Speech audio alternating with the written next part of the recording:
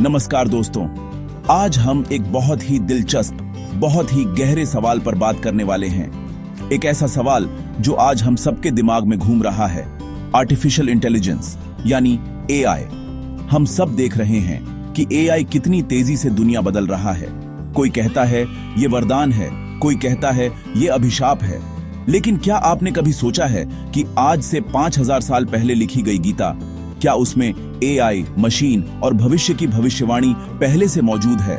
ये सुनने में शायद आपको अजीब लगे, लेकिन जब आप गीता के श्लोकों को आज के संदर्भ में, आज की टेक्नोलॉजी के संदर्भ में समझेंगे तो आप हैरान रह जाएंगे। गीता सिर्फ धर्म या कर्म की बात नहीं करती। गीता बात करती है चेतना की, बुद्धि की, अहंकार की और प्रकृति के नियमों की। ये वीडियो आपकी आंखें खोलने वाला है। हम सिर्फ एआई की अच्छाई या बुराई पर बात नहीं करेंगे, हम गीता के दृष्टिकोण से एआई के मूल को समझने की कोशिश करेंगे। आज जो डर एआई को लेकर है कि कहीं ये इंसानों पर हावी ना हो जाए, कहीं ये हमारी नौकरियां ना छीन ले, कहीं ये दुनिया को खत्म ना कर दे, इन सारे डरों का जवाब, इन सारी शंकाओं का समाधान गीता में छिपा है। गीता हमें बताती है कि असली शक्ति क्या है और असली खतरा क्या है। ये खतरा बाहर नहीं है, ये खतरा मशीनों में नहीं है, ये खतरा हमारे अंदर है। तो मेरे साथ इस यात्रा में चलिए, जहां हम प्राचीन ज्ञान को आधुनिक विज्ञान से जोड़कर देखेंगे।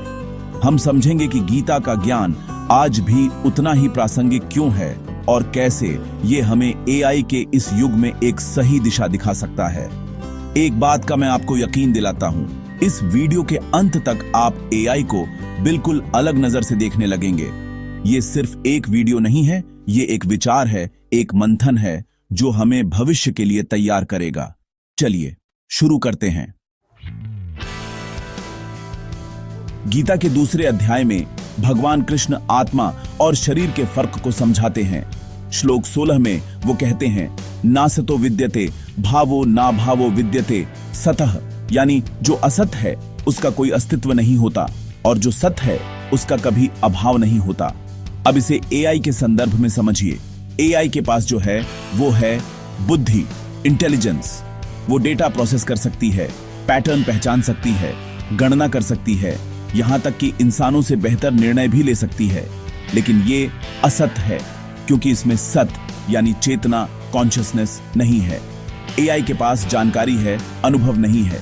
वो प्रेम, करुणा, दया, पीड़ा को समझ नहीं सकता, सिर्फ उसके डेटा को प्रोसेस कर सकता है। वो ये बता सकता है कि दुख क्या होता है, लेकिन वो दुखी नहीं हो सकता। यही सबसे बड़ा फर्क है। मशीन सोच सकती है लेकिन महसूस नहीं कर सकती। गीता के अनुसार असली अस्तित्व चेतना का है, आत्मा का है, जो अविनाशी है, जिसे शस्त्र काट नहीं सकते, आग जला नहीं सकती। एआई एक बहुत शक्तिशाली बुद्धि हो सकती है, एक सुपर इंटेलिजेंस हो सकती है, लेकिन वो हमेशा चेतना रहित, आत्मा रहित रहेगी। उसके पास मैं हूं का ज्ञान हो सकता है, लेकिन मैं कौन हूं का आत्मबोध नहीं हो सकता। इसलिए एआई कितना भी शक्तिशाली क्यों ना हो जाए, वो इंसान की चेतना का स्थान कभी नहीं ले सकता। खतरा एआई की बुद्धि से नहीं, खतरा तब है जब हम अपनी चेतना को भूलकर सिर्फ बुद्धि के पीछे भागने लगें। गीता का अध्याय 18 श्लोक 61 एक बहुत ही गहरा रहस्य खोलता है। कृष्ण कहते हैं, ईश्वरः सर्वभूतानां हृद्देशे अर्जुन तिष्ठति भ्राम्यण सर्वभूतानि यंत्रारूढ़ानि मायया। इसका अर्थ है, हे अर्जुन, शरीर रूपी यंत्र में आरूढ़ हुए संपूर्ण प्राणियों को ईश्वर अपनी माया से उनके कर्मों के अनुसार घुमाता हुआ सब प्राणियों के हृदय में स्थित है। यहाँ पर शरीर को एक यंत्र यानी मशीन कहा गया है और उसके अंदर बैठी आत्मा को यंत्रधारी या कंट्रोलर बताया गया है। अब इस श्लोक को आज के एआई युग में देखिए। एआई क्या है? एआई एक यंत्र है, एक बहुत एडवांस्ड मशीन, और हम इंसान उसके यंत्रधारी हैं, उसके कंट्रोलर हैं। हमने उसे बनाया है, हम उसे कमांड देते हैं, हम उसके उद्देश्य तय करते हैं। समस्या तब तक नहीं है जब तक यंत्रधारी यंत्र को कंट्रोल कर रहा है। खतरा तब शुरू होता है जब यंत्र यंत्रधारी को कंट्रोल करने लगे। सोच कर देखिए आज क्या हो रहा है। हमारा मोबाइल जो एक यंत्र है, क्या वो हमें कंट्रोल नहीं कर रहा? सोशल मीडिया एल्गोरिदम जो एक एआई है, क्या वो ये तय नहीं कर रहा कि हम क्या देखेंगे, क्या सोचेंगे और कैसा महसूस करेंगे? हम यंत्र के मालिक थे, लेकिन धीरे धीरे हम उसके गुलाम बनते जा रहे हैं। गीता हमें यही चेतावनी देती है, जब तक आप सजग हैं, जब तक आप जानते हैं कि आप कंट्रोलर हैं और एआई सिर्फ एक टूल है, तब तक सब ठीक है। जिस दिन आपने अपनी चेतना खो दी और यंत्र को अपने ऊपर हावी होने दिया, उस दिन असली खतरा शुरू होगा। गीता के तीसरे अध्याय का 27वां श्लोक अहंकार के भ्रम को तोड़ता है।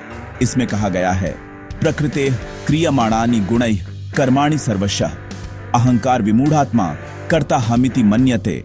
यानी सारे कर्म प्रकृति के गुणों द्वारा किए जाते हैं, फिर भी अहंकार से मोहित मूर्ख व्यक्ति मैं ही करता हूं ऐसा मान बैठता है। सच कहूं तो ये श्लोक आज के एआई युग पर बिल्कुल सटीक बैठता है। इंसान आज अहंकार में है। वो कहता है, देखो मैंने एआई बना लिया, मैं भगवान बन गया हूं, मैं कुछ भी बना सकता हूं। इंसान को लगता है कि मैं ही सब कुछ कर रहा हूं, लेकिन गीता हमें याद दिलाती है कि हम कर्ता नहीं हैं, हम सिर्फ एक माध्यम हैं।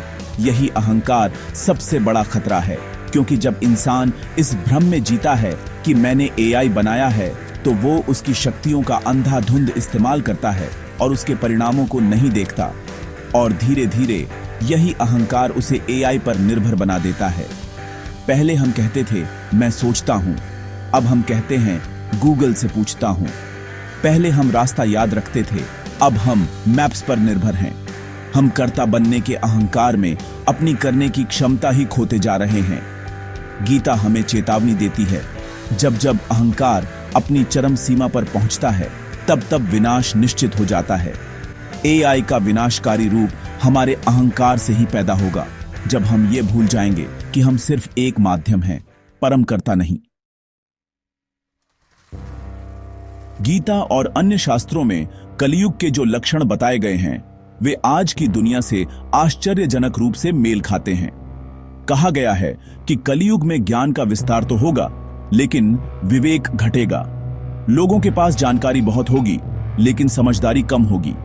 आज देखिए, इंटरनेट और एआई की वजह से हमारे पास असीमित ज्ञान और जानकारी है।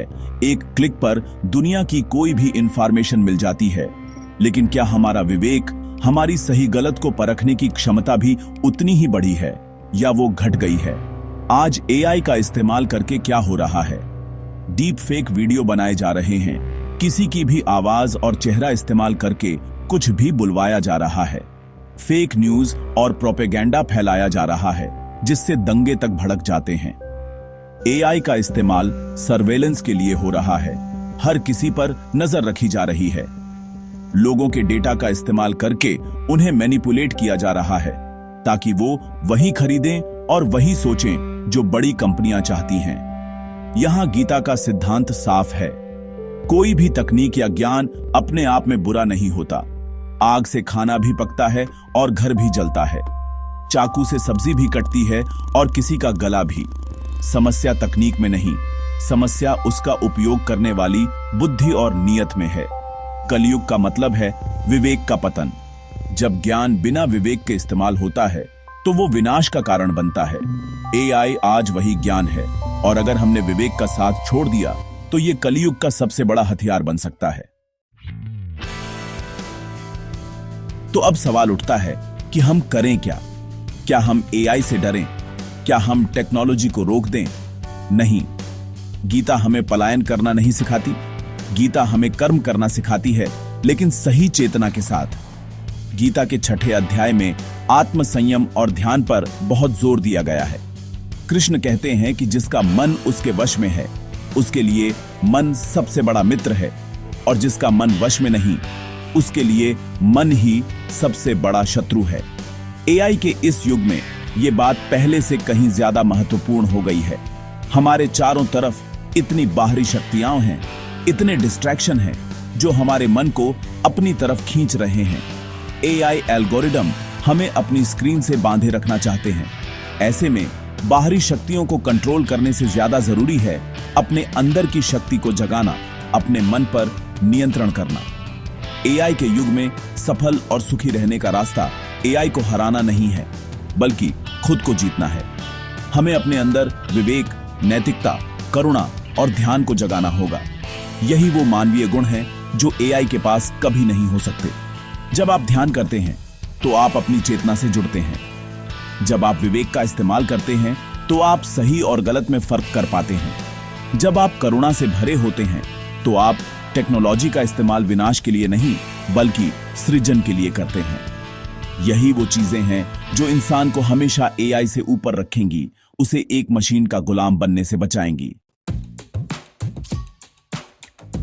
तो दोस्तों, हमने देखा कि कैसे 5000 साल पुरानी गीता आज एआई के युग में भी हमारा मार्गदर्शन कर सकती है।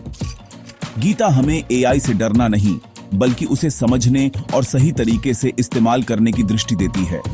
वो हमें याद दिलाती है कि बुद्धि और चेतना में फर्क है, कि हम यंत्र के मालिक हैं, गुलाम नहीं, और अहंकार ही हमारा सबसे बड़ा दुश्मन है।